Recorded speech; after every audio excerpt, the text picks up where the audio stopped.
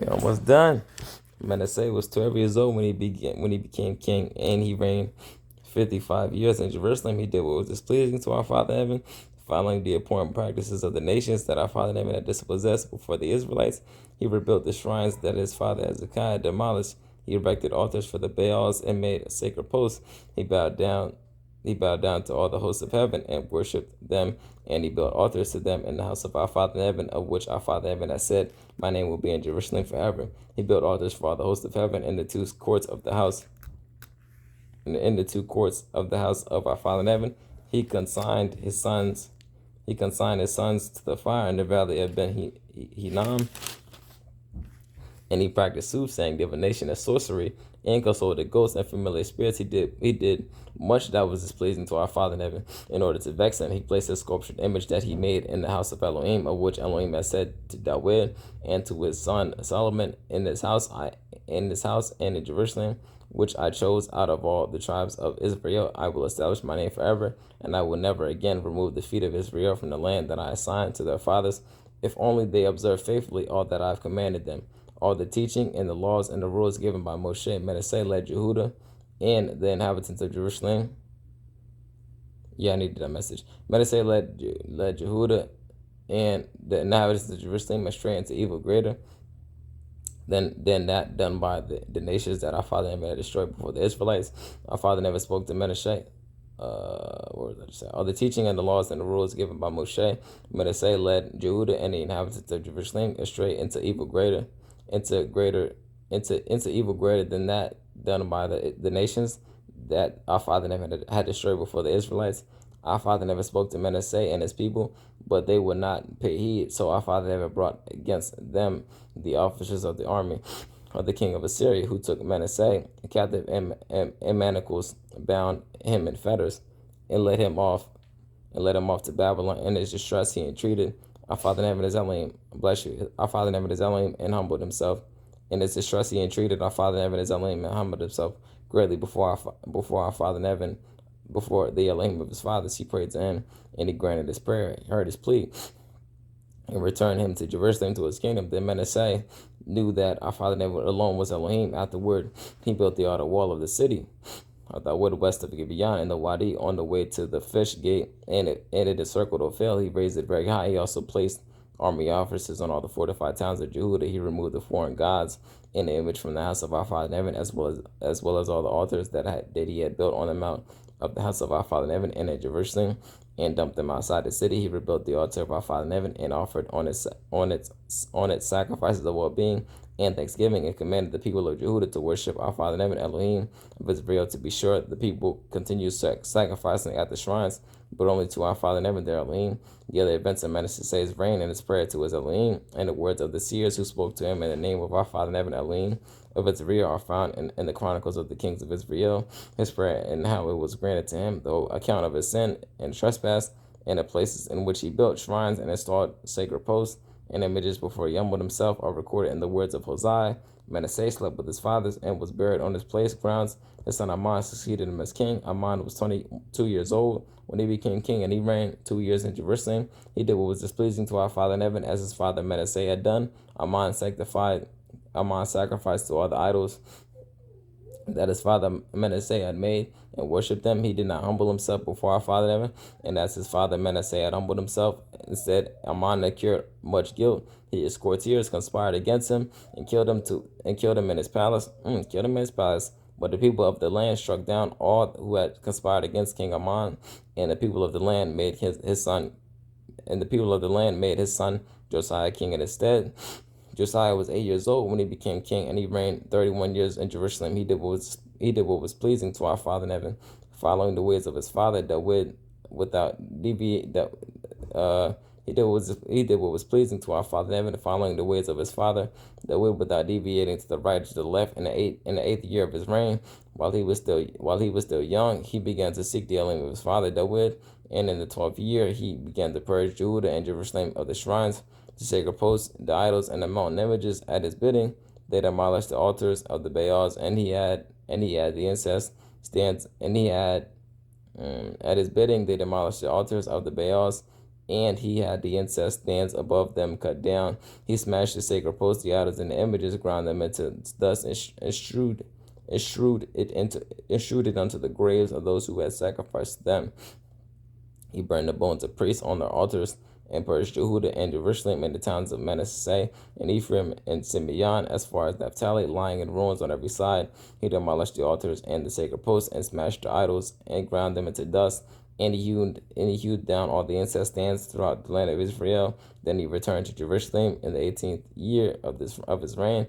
After purging the land and the house, he commissioned Shaphan, son of Azaliah, son of Azaliah, Maaseiah, the governor of the city, and Joah, son of Jehoaz, the recorder, to repair the house of our father in heaven as Elohim. They came to the high priest Hilkiah and delivered to him the silver brought to the house of Elohim, which the Levites, the guards of the threshold, had collected from Manasseh and Ephraim, and from all the remnant of Israel, and from all Judah and Benjamin, and the inhabitants of Jerusalem. They delivered it into the custody of the overseers. They delivered it into the custody of the overseers who were in charge at the house of our Father in heaven. And the overseers who worked in the house of our Father in heaven spent it on examining and repairing the house. They paid it out to the artisans and to the masons to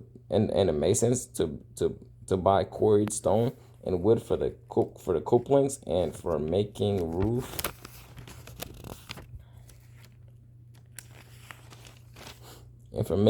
beams for the buildings that the kings of Jehudah had allowed to fall into ruin. The men did the work honestly. Over them were appointed the Levites Jahathan, Obadiah, and of the sons of Merari, and Zechariah, and Meshullam, of the sons of Kohath, to supervise, while the Levites, all the master musicians, were over the porters, supervising all who worked at each and every task. Some of the Levites were scribes and officials and gatekeepers, as they took out the silver that had been brought to the house of our Father in heaven. The priest Hilkiah found a scroll of our Father in heaven's teaching given by Moshe. Hilkiah spoke up and said to the scribe Shaphan, I have found a scroll of the teaching in the house of our Father in heaven. And Hilkiah gave the scroll to Shaphan. Shaphan brought the scroll to the king, and also reported to the king, all that was entrusted to your servants is being done. They have melted down the silver that was found in the house of our Father in heaven, and delivered it to those who were in charge, to the overseers. The scribe Shaphan also told the king, the priest Hilkiah has given me a scroll. And Shaphan read from it to the king. When the king heard the words of the teaching, he tore his clothes. The king gave orders to Hilkiah and Ahikam, son of Shaphan, and Abdan, son of Micah, and the scribe Shaphan, and Asaiah, the king's minister, saying, Go inquire of our Father in heaven on my behalf and on behalf of those who remain in Israel and Jehudah concerning the words of the scroll that has been found. For great indeed must be the wrath of our Father in heaven that has been poured down upon us, because our fathers did not obey the word of our Father in heaven and do all that is written in the scroll. Hilkiah and those whom the king had ordered went to the prophets Hildah, wife of Shalom, son of Tokhath, son of Harsha, son of Hazra, keeper of the wardrobe, who was living at Jerusalem in the Mishnah, and spoke to her accordingly. She responded to them, Thus said our Father in heaven, Elohim of Israel, say to the man who sent you to me, Thus said our Father in heaven, I am going to bring disaster upon this place and its inhabitants, all the curses that are written in the scroll that was read to the king of Jehudah, because they forsook me and made offerings to other mighty ones in order to vex me with all the works of their hands. My wrath shall be poured out against this place and not be quenched. But say this to the king of Jehudah, who sent you to inquire of our Father in heaven. Thus said our Father in heaven, Elohim of Israel, as for the words which you have heard, since your heart was softened and you humbled yourself before Elohim, when you heard his words concerning this place and its inhabitants, and you humbled yourself before me, and tore your clothes and wept before me, I for my part have listened, declares our Father in heaven. Assuredly I will gather you to your fathers, and you will be laid in your grave in peace. Your eyes shall see nothing of the disaster that I will bring. Your eyes shall see nothing of the disaster that I will bring upon this place and its inhabitants. They reported this back to the king. Then the king sent word and assembled all the elders of Jehudah and Jerusalem. The king went up to the house of our Father in heaven with all the men of Jehudah and the inhabitants of Jerusalem and the priests and the Levites, all the people, young and old, and he read to them the entire text of the covenant scroll that was found in the house of our father in heaven. The king stood in his place and solemnized the covenant before our father in heaven to solemnize the covenant before our Father in heaven, to follow our Father in heaven and observe His commandments, his injunctions, and His laws with all his heart and soul, to fulfill all the terms of the covenant written in the scroll. He obligated all the men of Jerusalem and Benjamin who were present, and the inhabitants of Jerusalem acted in accord with the covenant of Elohim of their fathers. Josiah removed all the abominations from the whole territory of the Israelites and obliged all who were in Israel to worship our Father in heaven, their Elohim. Throughout his reign, they did not deviate from following our Father in heaven, Elohim of their fathers. Josiah kept the Passover for our Father in heaven in Jerusalem. The Passover sacrifice was slaughtered on the 14th day of the first month. He reinstated the priests in their shifts and rallied them to the service of our Father and rallied them to the service of the house of our Father in heaven. He said to the Levites consecrated to our Father in heaven, who taught all Israel, put the holy ark in the house that Solomon, son of David, king of Israel, built. As you no longer carry it on your shoulders, carry it on your shoulders. See now to the service of our Father in heaven, your Elohim, and his people Israel, and dispose yourselves by clans according to your divisions, as prescribed in the writing of King David of Israel, and in the document of his son Solomon, and attend in the sanctuary by clan divisions on your kinsmen, the people by clan divisions of the Levites, having sanctified yourselves, slaughtered the Passover sacrifice and prepared slaughtered the and prepare for your kinsmen according to the word of Elohim given by Moshe. Josiah donated to the people small cattle, lambs, and goats, all for Passover sacrifices for our present to the sum of 30,000, and large cattle 3,000. These from the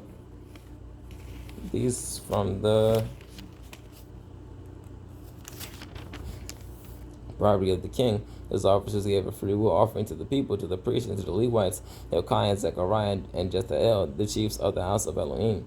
Donated to the priests for Passover sacrifices 2,600 small cattle, and 300 large cattle. Conaniah, Shemaiah, and Nathaniel's brothers, and Hashabiah, and Jael, and Josabad, officers of the Levites, donated 5,000 small cattle and 500 large cattle to the Levites for Passover sacrifices. The service was arranged well.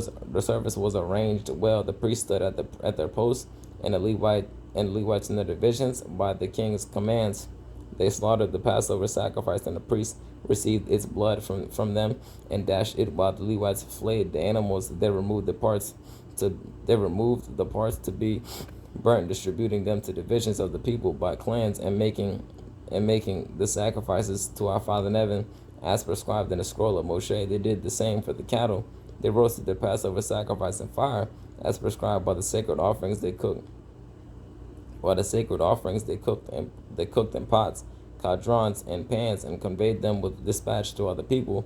Afterward, they provided for themselves and the priests, for the Aaronite priests were busy offering the burnt offerings and the fatty parts until nightfall. So the Levites provided both for themselves and for the Aaronite priests. The Asaphite singers were at their stations by command of David and Asaph and Haman, Jeduthun, the seer of the king, and the gatekeepers were at each and every gate. They did not have to leave their tasks because their Levite brothers provided for them. The entire service of our Father in heaven was arranged well that day to keep the Passover and to make the burnt offerings on the altar of our Father in heaven according to the command of King Josiah. All the Israelites present kept the Passover at that time and the Feast of Unleavened Bread for 7 days. Since the time of the prophet Shemuel, no Passover like that one had ever been kept in Israel. None of the kings of Israel had kept a Passover like the one kept by Josiah, and the priests and the Levites and all Jehudah and all Israel, the present, and the inhabitants of Jerusalem. That Passover was kept in the 18th year of the reign of Josiah. After all this refurbishing of the temple of Josiah, King Necho of Egypt came up to fight at Carchemish on the Euphrates, and Josiah went out against him. Necho sent messengers to him saying, "What have I to do with you, King of Judah? I do not march against you this day, but against the kingdom that wars with me. And it is God's will that I hurry. Refrain then from interfering with our father Nevan, who was with me, that he not destroy you. But Josiah would not but Josiah would not let him alone. Instead, he doomed his armor to fight him, heedless heedless of Necho's words from the mouth of Elohim, and he came to fight in the plain of Megiddo. Archers shot King Josiah, and the king said to his servants, "Get me away from here, for I am badly wounded." His servants carried him out of his chariot and put him in the wagon of his second in command and conveyed him to Jerusalem. There he died, and was buried in the gate of and was buried in the grave of his fathers. And all Jehudah and Jerusalem went into mourning over Josiah. Jeremiah composed laments for Josiah with all the singers, male and female, recited in their laments for Josiah, as is done to this day. They became customary in Israel and were incorporated into the laments. The other events of Josiah's reign and his faithful deeds, in accord with the teaching of our father Nevan and his acts, early and late, are recorded in the book of the kings of Israel and Jehudah. The people of the land took Jehoahaz, son of Josiah, and made him king instead of his father in Jerusalem. Jehoahaz was 23 years old when he became king, and he reigned 3 months in Jerusalem. The king of Egypt deposed him in Jerusalem and laid a fine on the land of 100 silver talents and 1 gold talent. The king of Egypt made his brother Eliakim king over Jehudah and over in Jerusalem, and changed his name to Jehoiakim. Necho took his brother Jehoahaz and brought him to Egypt. Necho took his brother Jehoahaz and brought him to Egypt. Jehoiakim was 25. Jehoiakim was 25 years old when he became king, and he reigned 11 years in Jerusalem. He did what was displeasing to our father Nebuchadnezzar Elohim. King Nebuchadnezzar of Babylon marched against him. He bound him in the fetters to convey him to Babylon. Nebuchadnezzar also brought some vessels of the house of our father Nebuchadnezzar to Babylon and set them in his place in Babylon. The other events of Jehoiakim's reign and abominable things he did, and what was found against him, are recorded in the books of the kings of Israel. And Jehudah, his son Jehoiachin, succeeded him as king. Jehoiachin was 8 years old when he became king, and he reigned 3 months and 10 days in Jerusalem. He did what was displeasing to our father Nevan. And at the turn of the year, King Nebuchadnezzar sent to have him brought to Babylon with the precious vessels of the house of our father Nevan. And he made his kinsman Zedekiah king over Judah and Jerusalem. Zedekiah was 21 years old when he became king, and he reigned 11 years in Jerusalem. He did what was displeasing to our father Nebuchadnezzar Elohim. He did not humble himself before the prophet Jeremiah, who spoke for our father Nebuchadnezzar. He also rebelled against Nebuchadnezzar, who made him take an oath by Elohim. He stepped in his neck and hardened his heart, so as not to turn to our father Nebuchadnezzar Elohim Israel. All the officers of the priests and the people committed many trespasses, following all the abominable practices of the nations. They polluted the house of our father Nebuchadnezzar, which he had consecrated in Jerusalem. Our father Nebuchadnezzar Elohim, or their fathers, had sent word to them through his messengers daily without fail, for he had pity on his people and his dwelling place, but they mocked the messengers of Elohim and disdained his words and taunted his prophets, until the wrath of our father Nebuchadnezzar against his people grew beyond remedy. He therefore brought the king of the Chaldeans upon them, who killed their youths by the sword in their sanctuary. He did not spare youth, maiden, elder, or gray beard, but delivered all into his hands, all the vessels of the house of Elohim, large and small, and the treasures of the house of our father Nebuchadnezzar, and the treasures of the king and his officers were all brought to Babylon. They burned the house of Elohim and tore down the wall of Jerusalem, burned down all its mansions, and consigned all its precious objects to destruction. Those who survived the sword he exiled to Babylon, and they became his and his sons' servants till the rise of the Persian kingdom, in fulfillment of the word of our father Nebuchadnezzar spoken by Jeremiah, until the land paid back its Sabbaths. As long as it lay desolate, it kept Sabbath till 70 years were completed. And in the first year of King Cyrus of Persia, when the word of our father Nebuchadnezzar spoken by Jeremiah was fulfilled, our father Nebuchadnezzar roused the spirit of King Cyrus of Persia to issue a proclamation throughout his realm by word of mouth and in writing as follows: Thus said King Cyrus of Persia, Our Father in heaven, Elohim of heaven, has given me all the kingdoms of the earth, and has changed me without but and has changed me and has charged me with building him a house in Jerusalem, which is in Jehudah. Any one of you of all his people, our Father in heaven is Elohim, be with him and let him go up. Amen. That's it. Get it. Our Father Messiah, always forever with us. The whole thing is done. Oh, man, our Father Messiah, always forever with us, family. I love you all. Get that job done. Amen.